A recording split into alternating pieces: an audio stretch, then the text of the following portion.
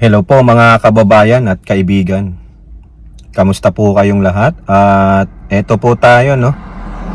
Nasa loob ulit tayo ng sasakyan kasi nag-aantay po tayo ng bata, si Adam James, no. Malapit-lapit na po siyang lalabas. At eto po lang po, nasa gedli-gedli lang tayo ng daanan. Pwede naman mag-park. Ang init po dito sa lugar namin. So far 115 degree Fahrenheit. Humidity niya hindi naman ganong kataas, pero yung heat index talagang matutupok ang balat mo. Oo. Magiging miyembro ka ng MBI. Member na ako dun eh. Di po ba ito nga po, meron nga po akong Starbucks drink, Benting 20. Salamat naman dyan sa mga nagpapakulay sa atin. Kay Miyu, kay Ate Beth M, kay Ines, kay RN 2 Cents, kay Ate Wanabet, no, kay Ilocana ka na, kay Carclea, at sa iba pa na, kahit pa paano makapag-Starbucks naman tayo. Yan. Ang dami pong yelo nito kaysa dun sa drink. Na sobrang init dito, no. So pasensyahan nyo na yung get up natin, no, kasi talagang ganito lang, mainit po, no. Siguro mga 15 minutes lalabas na yung mga bata, no. Saglit lang po tayo, magbibigay lang po tayo ng ating maiksing opinion, komento at reaksyon sa mga mainit na issues sa ating bansa. So ang mainit ngayon mga kababayan, yung pagkakahuli kay ex-Banban Mayor di Bewildered, Belingered o whatever have you, na Mayor Alice Guo o Gu Yuping o ano man siya, no. Kahapon po nagkaroon ng Senate hearing sa Senado about that, pero sabi nga ng ilan nating mga manonood kanina sa ating live stream, parang boring po. Parang walang pasabog sa hearing kahapon sa Senado nila Hontiveros, no. Wala po yung mga role players doon, yung mga actors, no. Hindi po nakapunta si Miss Cassandra Ong kasi nga due to her medical condition, pinayuhan siya na magpahinga ng 3 days yata yun, kasi talagang ano yun, si Cassandra Ong something talaga, something off sa mga pinagsasabi niya doon sa last hearing ng Quadcom, no. Ako po, duda ako na at the age of nung 24 years old ka, bilyonaryo ka, no? Ang hinahawakan mong pera ay bilyong-bilyong piso.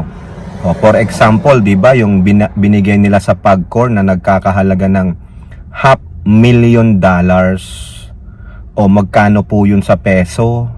I-times nyo na lang ng 5. Sabi nyo ng 50 pesos ang palitan. Halimbawa lang po ano lang yun, hypothetical. So, $500,000. How much is that in peso? O di ba? Ang $20,000 $1 million na. So biruin nyo, 5 million yan, o di ba, tama ba? 5 million ang 100,000. So that is about 25 million 25, tama ba? 25 million pesos. O hindi lang naman siguro yan ang hinawakan niya. 'Di ba? Magkano ba ang revenue nung pogo-pogo nila diyan sa Porac ba? At baka hindi lang yan ang hinawakan nilang mga interlink pogos, billion.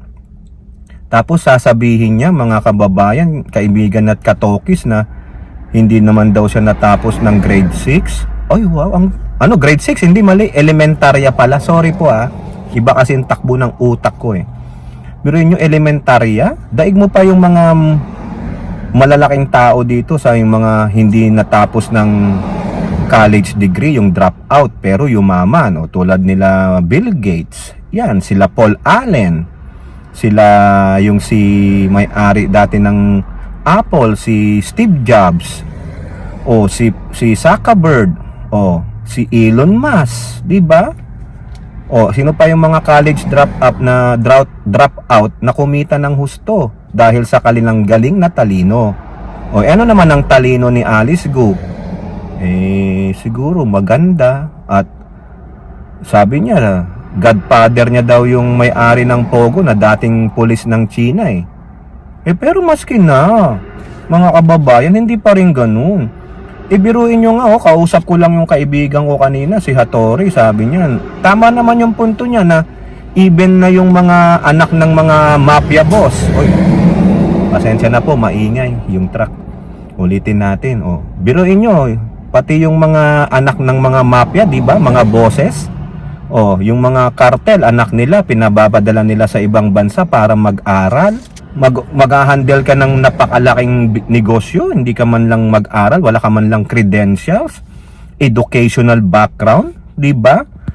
Something up with that. Hindi po ako maniwala, mga kababayan, no? Kayo po, ano po sa tingin ninyo? Maniniwala ba kayo? Ako hindi po. Hindi po ako maniwala do, mga kababayan, no? Saka yung sakit-sakitan mo, talagang ma-stress ka diyan. Baka hindi siya nakakakain dahil siya ay litong-lito na. Ano ba talaga ang gagawin ko? Di ba? Yung bumaba, tumaas ang BP niya, namumutla siya. Ganyan po talaga 'yan. Di ba? Lalo na kung may PMS pa siya. Kaya kung ako nga inuulit-ulit ko para na rin akong sirang plaka dito, mga kababayan, no? Pasensya na po kung ganito itsura natin, mainit po talaga. Pwede nga lang maghubad ng t-shirt, hubadin ko na eh. Sobra po init. Pinatay ko pa sa sasakyan para hindi nyo marinig yung ingay ng AC. Lalo lang kayo maingayan, no? Binuksan ko lang ng konti yung bintana. Gusto mong magpapawis? Ha? Huwag ka nang mag-exercise. Huwag ka nang tumakbo. Pumasok ka lang sa loob ng kotse mo dito sa lugar namin. For 15 minutes. Malamang, mga kababayan, ang pawis mo, daig mo pa yung nag-sauna. Kasi sa sauna, babayaran mo pa yun. Doon hindi na. Dito hindi na. Sabi nga dyan, sa garage namin, alas 3. Sara mo lang yung garage, huwag mong buksan. Maya-maya lang dyan, ewan ko lang. Baka tumawag ka na ng 911. Ang init po talaga. Hindi po ako nagbibiro, no? Dito po kasi ako sa Bali, mga disyerto po lugar namin, no? Hindi siya conducive pag summer.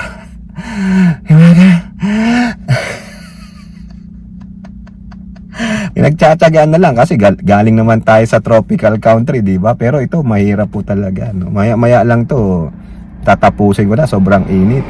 Sino pa, ha? Si Alice Goo nahuli na, di ba? Pero ngiti-ngiti pa siya, mga kababayan. Pangiti-ngiti pa. Tignan nyo yung larawan na yan. Di ba? Nakita nyo? Pati yung mga nanghuli, mga NBI natin, pangiti-ngiti pa. Pati si Marbil at si pangiti-ngiti pa. Ano ang sabi ni Hontiveros? Ayan po, mga kababayan, tignan ninyo. Ano ang sabi ni Hontiveros? Galit na galit. Hindi po celebrity yan.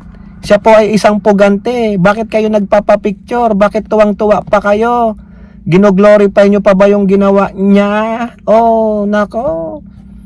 Diba? Tama po ba yan o mali yung ginawa nitong mga to? Kayo dyan, hindi ba kayo nahihiya? Talagang kakapal ng mukha nyo. Hindi for the views. Kayong mga dyan, for the views, ipapasa nyo sa kilala nyong vlogger. Tignan mo, nakapagpa-picture ako. Yung kakilala ko nga dyan pumunta sila dyan. Natanong ko, nakapagpa-picture ka ba? Hindi, bawal. Tignan nyo, mabuti pa yun, marunong sumunod sa protocol. Kayong mga MBI dyan, ikaw Abalos, ikaw Marbil, mga letche kayo. Mahilig kayong magpa-presscon, mahilig kayong mag-credit grab. Putang ina ninyo, wala naman kayo pang napapatunayan. Tama mali, mga kababayan. Ano nang napatunayan ni Abalos? Sige nga. Ano napatunayan nyo? Kayo dyan NBI, ano napatunayan nyo? Magaling lang kayo pag nahuli na ng ibang lahi. Ha? Tang ina ninyo, nauuhaw ako. Ayoko sanang magmura Pero nakakauhaw kayo Ha? Kung hindi pa tumakas si Alice Goo, hindi nyo mahuhuli. Wala kayo eh. Wala. Wala kayong intelligence. Anong ginagawa ng intelligence pa ninyo? Bakit nung nandyan si Alice Go, hindi nyo mahuli? Kailangan pang tumakas. O si Bantag, hanggang ngayon, kinukulit ko kayo. Uulitin ko, di ba sabi ni Rimulya, we have an idea where he is. O bakit hindi nyo mahuli? Ha? Ano, mga psychopath ba kayo? Na mas natutuwa pa kayong yung isang wanted, ha? Na pinaghahanap ng batas, hindi nyo mahuli. So ano ibig sabihin yan? Anong gusto nyong patunayan sa amin? Ha? Ito lang ang patunay dyan mga kababayan. Magalit na si Abalos, si Marbil, si DOJ sa akin. O kaya si Director Santiago. Ha? Mga hinayupak kayo. Wala kayong silbi. Kinakailangan pang tumakas nung isang pugante para mahuli at maibalik sa bansa. Tapos kayo ang mag-credit grab. Sabi, tinrabaho. Oo, tinrabaho kasi kinakailangan pang magalit ng Pangulo. Kailangan pang mag-plenary, magsalita si Hontiveros, ipaalam sa taong bayan na nakapuslit na si Hontiveros. Kung hindi pa gagawin ni Hontiveros, hindi nyo gagawin ang trabaho nyo, mga alam nyo na, mga PI kayo. Tapos hindi nyo ipapaalam sa sambayan ng Pilipino. Wala din kayong transparency, mga hinayupak. Diba? Tapos sasabihin nyo lang, we are doing our best to find them. And they will face the hand of justice. They will, ang long arm ng batas ay hahablutin kayo. Gago, talaga namang mahaba ang kamay ng batas kasi umabot ng Indonesia eh. Diba? Mga ulul, wag nyo kaming ululin. Huwag niyong paikutin ng utak namin dahil alam namin ang mga galaw ninyo. Mga inutil kayo, mga credit grabber kayo. Tignan niyo pa yung ginawa niyo, ginoglorify niyo pa, pa-picture-picture pa kayo. Tang ina naman, kala niyo kayo naman ang nakahuli diyan, mga inutil. Si Tebes nga, hindi niyo pa mapauwi eh. Sinabi na nga ng Timor-Leste, denied na yung kanyang request eh. Para hindi siya ma-extradite. Itong si Kibuloy. Marbil, si Kibuloy nasaan na? DILG Secretary nasaan na? Iba naman ang focus nyo ngayon. Na-ship kay Alice Go. Sige, sasalsalin nyo si Alice Go. Bakit? Eto lang, napanood ko mga kababayan. Nagpapapresko na naman ang mga inutil. Presko na naman sila. Ito daw, ganito, Chinese. Bakit hindi daw nakaposas pagdating ng Pilipinas? Kasi doon lang siya kinasuhan. Mga tarantado talaga, no? Kita mo? Kung hindi pa mahuhuli ng Indonesian police, siguro hindi mahuli, di ba? Halimbawa lang, tatagal pa yan. Hindi nila kakasuhan si Alice Guo. Aantayin pa nila. Nakita mo yung pagka-inutil nila? Di ba? Sabi natin, daig ng maaga pang masipag, wala naman pala kayo. Tapos, todong ngiti pa sila, pa-picture pa sila. Tingnan nyo yung picture ni Marbil, ni Alice Good, at ni, para lang silang nasa karaoke bar. Tang ina, akala mo naman, hindi siya fugitive. Diba? Kung makapagsalita kayo nung hindi nyo pa nahuhuli, hahablutin din kayo ng haba ng kamay ng batas. Nung nahuli na, picture. Tingnan nyo si Alice Go, parang, ay salamat, naibalik din ako, nawala ang stress ko. Diba? Ganun pa siya, pakosi-kosi pa kayo. Nako naman, alam na this. Papogi, alam na namin yan, Abalos, wag na. Alam din namin na may balak ang tumakbong senator sa 2025, no way. Huwag nyong iboto yan, inutil yan. Maniniwala na lang ako sa iyo, Abalos. Pag yan, yung ginagawa nyo sa Kojik, mahuli nyo si Kibuloy. Ano ang sabi ni Torre? Lalagpas pa ng 1 buwan ang paghahanap kay Kibuloy. Akala ko ba may intelligence report na kayo na nandyan na siya? Bakit hindi nyo nahuli? Kasi Kibuloy is 10 steps ahead of you, mga inutil. Yung pinakita ngang tunnel nung engineer kasama yung mga vlogger ni Kibuloy, sabi niya, ito paglabas mo lagusan yan sa kabilang daanan na. Naunahan na kay ni Kibuloy. Di ba? Ang daming resources ni Kibuloy, mga inutil. Pambihira, oh. Asar na asar ako mga kababayan. Makita mo yung picture ni Alice Go, oh. Si Abalos na angiti pa, si Marvel na angiti pa. Tapos yung mga MBI na nakasakay doon sa kotse, si Alice Go, parang besi-besi lang sila, parang hindi pupugante. Kaya galit na galit si Joel Villanueva, saka Senator Risa Hontiveros. Ginawa nyo pang popular si Alice Go, mga inutin nyo pa paano sila mag-glorify ng mga kriminal. Magalit ka na, Abalo, sa akin. Nakakahiya ka. Oh, ako, tagamanda ako, ha. Oh, maski nasa diksik mo pa yung address ko dyan. Nandyan ako, malapit ako sa Kalentong. Kala mo ba? Tagal kong tumira sa Mandaluyong. Ina ninyo, kakapal ng mukha ninyo. Hindi nyo nga mahuli sa sariling bansa. Tapos nung may nahuli ng ibang lahi, ay, pinagtulungan po namin yan, pinagtulungan po namin. Ulul, huwag nyo kami lokohin. Wala kayong mahuhuli. Si Bantag, ang tagal-tagal na. Oh. Nasaan na si Bantag muna bago si Kibuloy? Oh, Rimulya, nasaan si Bantag? Kasi pag nilabas si Bantag, baka hindi lang si Digong ang isiwalat niya. Baka meron din sa pamunuan ni Pangulong Marcos na may kasabwat. Oh, Pangulong Marcos, tigpasin mo ang mga ulo ng mga yan. No, ilabas niya, be transparent. Ina, wala kayong mahuling malaking isda. Pare-pareho lang kayo nila Digong. No? Puro lang kayo daldal. Mga punyeta. Oh. 'Di ba? Wala eh. Naglalaro lang kayo, namumulitika lang kayo. Kakaburat mga kababayan. Oh, eto pa, labas man tayo dyan kay Alice Go. Ikaw Alice Go, ha. Tantado ka, ha. Kala mo hindi namin alam pinaggagawa mong inchik ka, ha? Kayong mga babae, ha, mga hinayo pa kayo. Oh.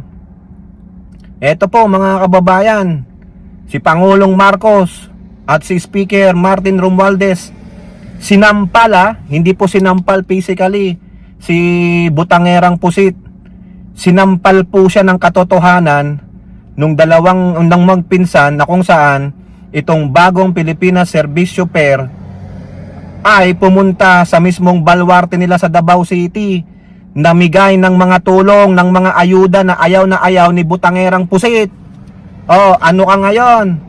Tapos inutusan pa ni Pangulong Marcos ang DOH na maglabas ng bilyong piso para tulungan ang mga nasa yung kalusugan ng mga Davao City. O, tingnan mo. Tapos sasabihin mo, hindi pwede ang ayuda, temporary lang yan, temporary lang yan. Kaysa naman wala, gaga. Pinag-iinit nyo ulo ko, mainit na nga dito, nakakahawa itong init ng panahon. 'Di ba? Oh, pinuntahan kayo sa mismong baluarte mo o bakit ang daming pumuntang taga Davao City doon at Davaoenyo? Di sana walang pumunta, 'di ba? Sino ngayon ang mga patay gutom? Oh, ginawa nyong alila, ginawa nyong patay gutom ang mga Davao City. Kayo lang ang yumaman, tapos gagamitin nyo pagdating ng eleksyon. Oh, 'di ba? Sana kung yung mga taga Davao City, kampi ng Duterte, di sana hindi kayo pumunta dyan sa bagong Servicio Pair. Dapat sinabihan nyo yung mayor nyong gago na, Mayor, wag mo papuntahin dito yan. Kaaway natin yan, maski na may tutulong dyan, hindi rin po eh. Diba? O ano kayo, mga salaula pala kayo. Galit-galit kayo sa Pangulong Marcos, galit kayo kay Speaker, tapos pagdating ng may... O yun, dumaan yung hay. Ulitin natin, galit kayo kay Pangulong Marcos at Speaker, pero pagdating ng may tulong, okay lang yan, wala na muna. Bati-bati muna, o di ba mga hipokrito? Di ba? O anong naitulong sa inyo ni Tamil Mil? Wala, yung libro niya, isasampal niya sa inyo para maging gago kayo. Para lalo kayo maging bobo. O, tatawagin ko na si Larry Gadon dito. Kita nyo yan, tingnan nyo, PNA News. O, tingnan nyo, Impact Leadership. O, ibig sabihin, walang kulay ng politika, hindi namumulitika tulad ng sinasabi nyong boss ninyong si Tamil Mil. O, nasaan ang pamumulitika dyan? Wala. Walang sino-sino. Hindi taga Davao City, hindi taga Leyte, kundi mga Pilipino. Kasi kayo, oy, taga Davao City ka, magalit ka kay Marcos, Oy, taga Davao City ka, magalit ka kay Romualdez, Ako ang Duterte, ako may hawak ng Davao City. Magalit kayo, Hindi po. Ang bagong Pilipinas Serbisyo Per ay para sa mga Pilipino, irregardless kung ano ka man. Ha? Kung taga Luzon ka, taga Visayas ka, taga Mindanao ka, hindi ganon. Ang bagong Serbisyo Pilipinos Per ay para sa lahat ng Pilipino, regardless of your speaking language. Di ba? RN 2 cents? Oh, di ba, Elora? Pero itong mga Duterte, huwag kayong pupunta doon, kundi magagalit ako sa inyo. Nakita nyo yung mga larawan? Oo. Puntahan nyo lang yung FB page ni Speaker Martin, nandoon. Oh, sila ang nagbigay eh. Tama, mali. Di ba? Di sana kung galit yung mga taga Davao City, huwag kayong pumunta dyan. Huwag kayong manghingi ng tulong. Ay, hindi eh. Yung iba nga sa inyo, dyan sa SMNI, sa Kojik, sinisitsin yung Pangulong Marcos. Oh, yung amo ninyong Tamilmil na pusit, sinasabi, pinupolitika siya ng Bangkabayan Romualdez Marcos. O, pinuntahan siya, pinakita sa kanya, ganito ang tumulong. Whether na temporary or fixed, basta may tulong. Ibsan muna ang paghihirap. Siya, anong ginagawa niya? Puro daldal, puro sumbong. Wala kang ginawang maganda sa DepEd. O, lustay pera ka, animal ka eh. Ikaw na Tamilmil na pusit, di ba? Nakakahiya po. Pinuntahan siya, akala niya hindi siya pupuntahan yung baluarte nila. Anong sabi ni Kupal na Baste? Wala. Nagtago ang gago, o, di ba? Wala. Inutil yang inutil yang mayor ng Davao City. Nasaan siya?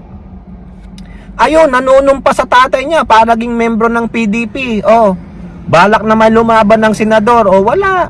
'Di ba? Ano ka? Lalaban na senador, iboboto yung senador, ay putang ina, walang mangyayari. May Robin Padilla kang tanga. O, sino pa? Tapos may isang tanga pa napapasok doon. Tama na. Dahil lang sa last name na Duterte, tama na po 'yan. Wala na 'yan. O. 'Di ba? O kayo po mga kababayan, ano pong masasabi niyo diyan, no? Tama pa yung ginawa nila Speaker at ni Pangulo na magbigay ng tulong sa Davao City? Sa akin, tama lang yun. Hindi pa mumulitika yun. Pilipino din yung mga yan. Oh, kasi itong mga to, puro pamumulitika lang daw ang laban ng magpinsan. Hindi po. Basta't Pilipino, nangangailangan ng tulong, nandyan yan sa agenda, why not? Diba? Kaaway yan o hindi. Tulungan natin. Pilipino yan eh. Nadadamay lang yan sa mga away ng Duterte. Tayo walang kaaway, sila lang ang may kaaway. O, di ba ang galing? O kayo po, pasensya na ha. Nasigaw tayo kasi kinakailangan dahil maingay, saka mainit, nakakahawa pala. Ang init, pati singit, pinagpapawisan na, Miyo. Tama na. Okay, ayan na, lalabas na po sila. Ayun po yung gate eh. O, tingnan nyo, papakita ko lang sa inyo. Doon po, doon o, yung gate o. Yan, lalakad sila. Lalabas sila. O siya po, kayo po mga kababayan, ano po nyo masasabi? Comment down below. And don't forget to like and share. Hope to see you on next videos. Bye bye, God bless.